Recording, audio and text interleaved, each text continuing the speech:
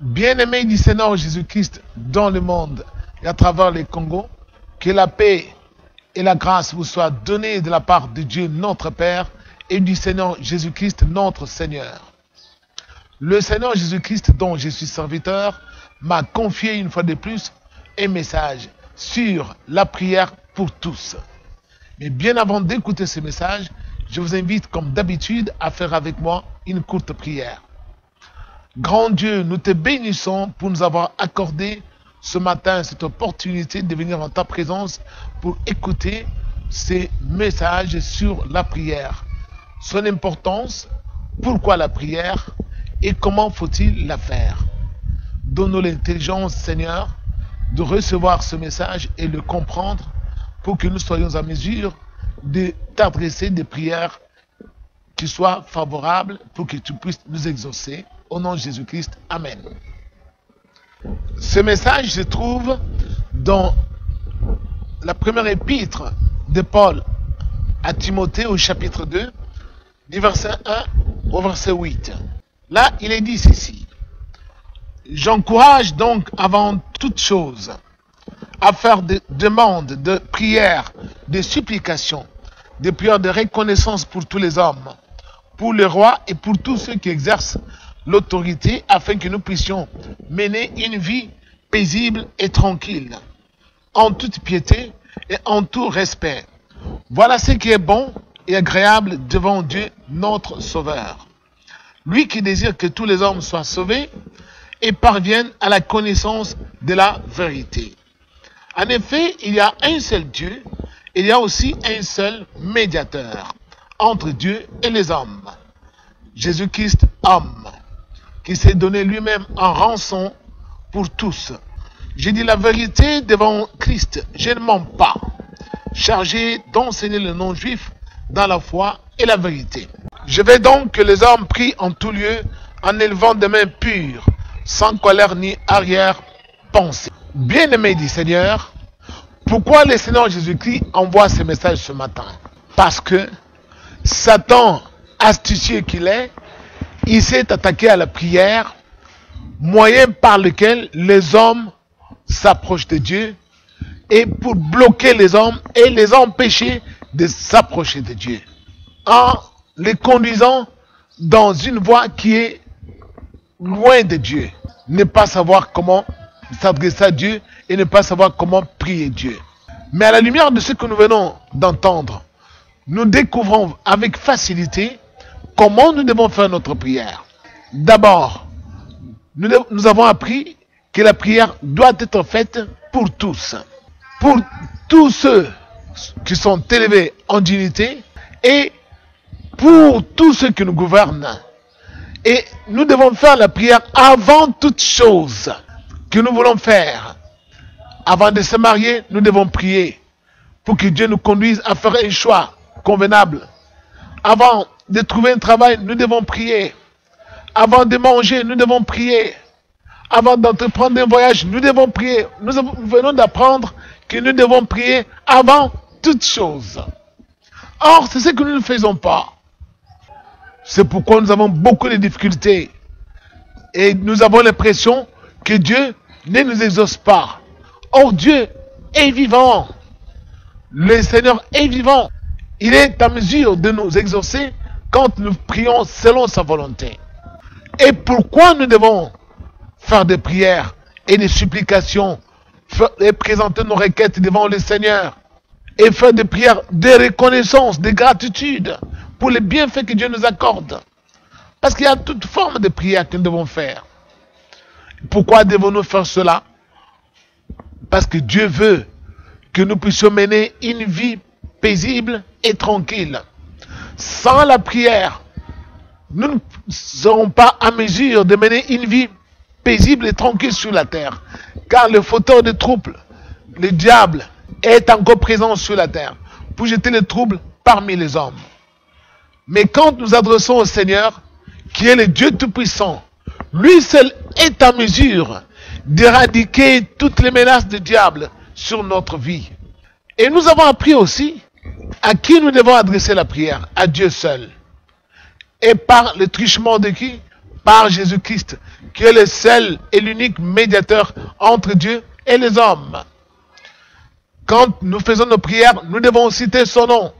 Sans cela, nos prières resteront sans réponse ou seront inexaucées de la part de Dieu. En dehors de ce que nous venons de voir, toute prière faite à Dieu sera sans réponse. Et nous aurons l'impression que Dieu n'existe pas, ou Dieu n'est plus le même, ou il n'agit plus.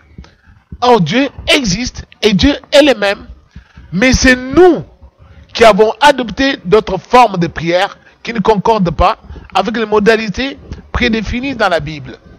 Tenez par exemple, nous nous présentons devant la face de Dieu en priant en langue, une langue parfois que nous avons beaucoup de difficultés à maîtriser, ou soit en priant en patois, on dit que c'est une langue.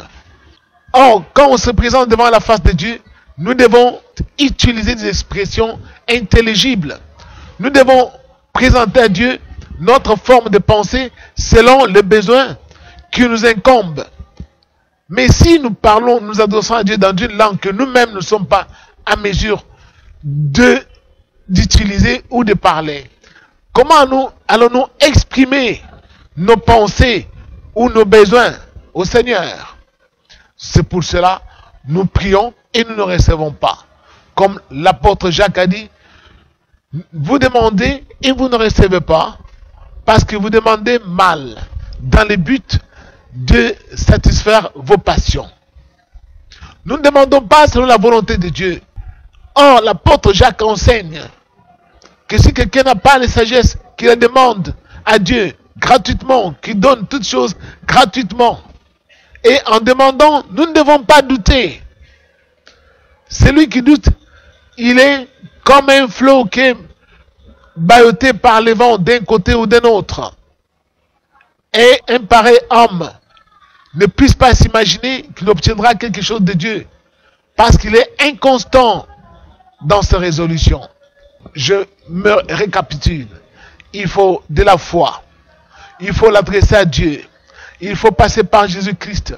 Et il faut aussi prendre les intérêts des autres et les transmettre au Seigneur. C'est alors que le Seigneur qui nous écoute sera en mesure de nous répondre et d'agir selon sa volonté pour notre bien. Et surtout, Paul dit, je veux que tous les hommes élèvent les mains pures lorsqu'ils prient et aient aussi un cœur purifié de toute mauvaise pensée. Parce que Dieu n'exauce pas les pécheurs. Lorsque nous levons nos mains vers le Seigneur et qu'il voit que nos mains sont sciées des sortes de nos victimes, de nos crimes que nous avons commis sur la terre, Dieu ne peut pas nous exaucer. C'est plutôt d'abord confesser ces péchés-là pour être purifié et lavé dans son sang, dans le sang de son Fils, pour être agréable au devant de sa face. Et puis, rejeter toute forme de mauvaise pensée du fond du cœur. Tenez par exemple, les gens qui nous ont précédés sur cette terre, tels les apôtres, ont été exaucés par Dieu. Pourquoi? Parce qu'ils avaient purifié leur cœur, parce qu'ils présentaient à Dieu des prières avec des mains pures. Et Dieu tient compte de tout cela. Il y a eu des hommes sur cette terre, des grands prophètes de l'ancienne alliance, qui ont fait des prières telles que David a fait des prières. Dieu l'a exaucé. Pourquoi? À cause de la pureté du cœur. Élie a été exaucé. Pourquoi? À cause de la pureté du cœur. Samson a été exaucé. Pourquoi? À cause de la pureté du cœur. Et Jésus-Christ est arrivé. Lui, notre maître à nous tous. Lui rendait grâce à Dieu pour toutes choses. Chaque fois qu'il avait besoin de quelque chose, lui croyait déjà que Dieu lui avait déjà accordé. Et il rendait seulement grâce à Dieu. Par exemple, quand il a multiplié le pain, il a rendu grâce à Dieu.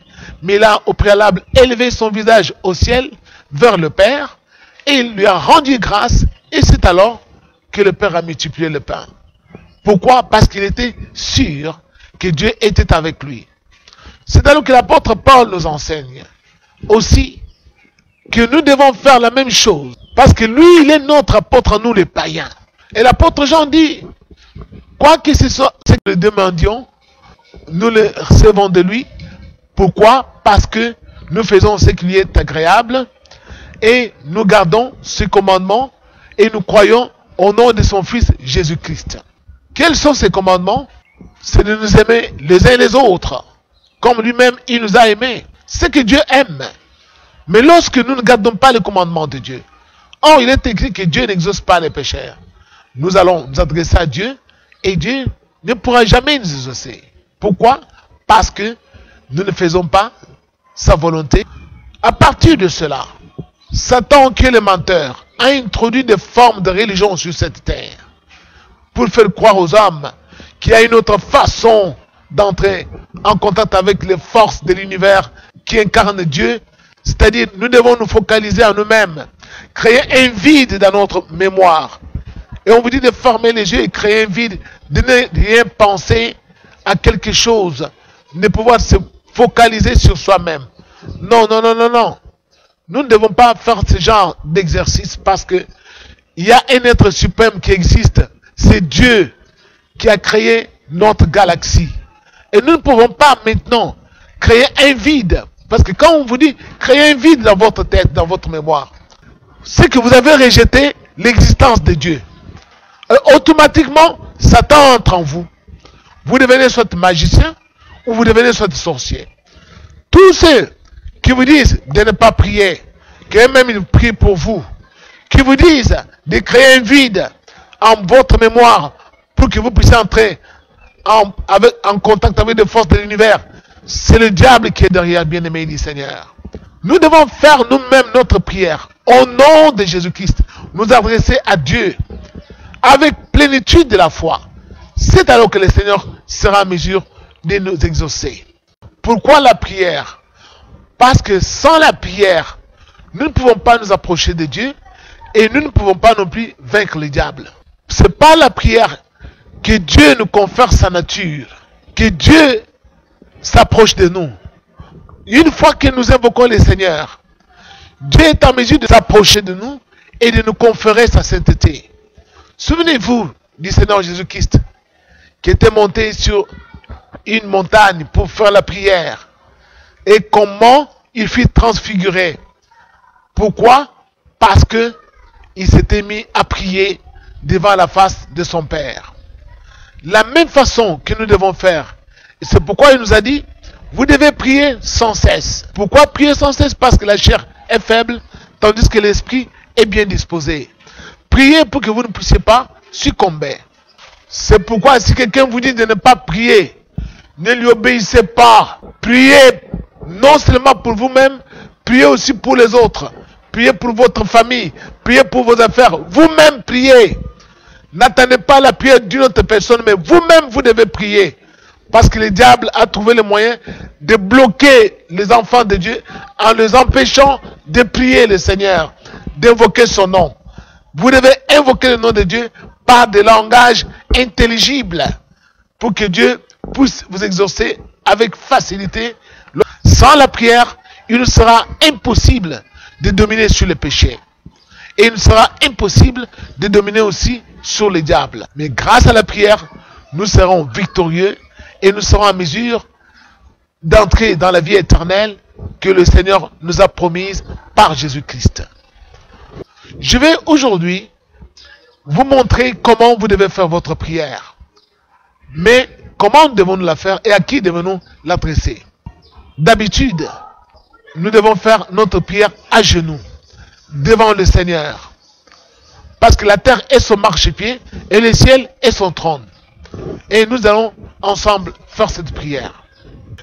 Dieu notre Père qui est au ciel, nous venons à toi ce matin, Seigneur, invoquer ton nom qui est au-dessus de tout nom, pour que toi, Seigneur, tu nous accueilles dans tes tabernacles et que tu entendes notre voix, Seigneur, car nous te cherchons. Nous te cherchons parce que nous voulons être aussi tes enfants, afin que nous fassions ta volonté et que nous marchions dans tes commandements et que ta grâce sainte que tu nous as promise en Jésus-Christ vienne sur nous pour que nous puissions nous aimer les uns les autres afin que nous menions une vie paisible et tranquille dans notre pays et parmi les hommes. Seigneur, et que ton nom soit glorifié dans notre vie quotidiennement. Donne la force d'échapper au malin et d'échapper au péché afin que ton nom soit glorifié tous les jours de notre vie sur la terre. Au nom de Jésus-Christ. Amen. Merci beaucoup de m'avoir suivi. Bon dimanche et à la fois prochaine. Que Dieu vous bénisse.